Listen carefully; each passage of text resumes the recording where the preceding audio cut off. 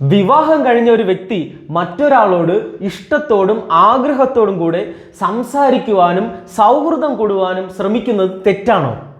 തെറ്റല്ല. എന്നാൽ വിവാഹം കഴിഞ്ഞ ഒരു വ്യക്തി മറ്റൊരാളോട് പ്രത്യേക ഇഷ്ടം കാണിക്കുകയും അവരോട് സംസാരിക്കുവാൻ അവസരം കാത്തിരിക്കുകയും മനസ്സിൽ അവരോട് സംസാരിക്കാനുള്ള ആഗ്രഹം തുളുമ്പി നിൽക്കുകയും ചെയ്യുകയും ഒപ്പം അവരോട് സംസാരിക്കുമ്പോൾ മനസ്സിൽ ഒരു സുഖവും ഒരു ആനന്ദവും ഒരു സന്തോഷവും കണ്ടെത്തുകയും ചെയ്യുകയാണെങ്കിൽ അത് ദൈവദൃഷ്ടിയിൽ തെറ്റാണെന്നാണ് വചനം പഠിപ്പിക്കുന്നത്.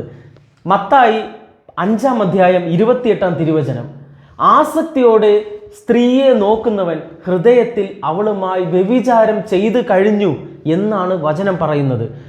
തെറ്റായ കണ്ണുകളോടുകൂടെ ഒരു പുരുഷനെയോ ഒരു സ്ത്രീയെയോ ഒരു വ്യക്തി നോക്കുകയാണെങ്കിൽ അവൻ്റെ ഹൃദയത്തിൽ അവൻ അവളുമായിട്ട് പാപം ചെയ്തു എന്ന് വചനം പഠിപ്പിക്കുകയാണ്.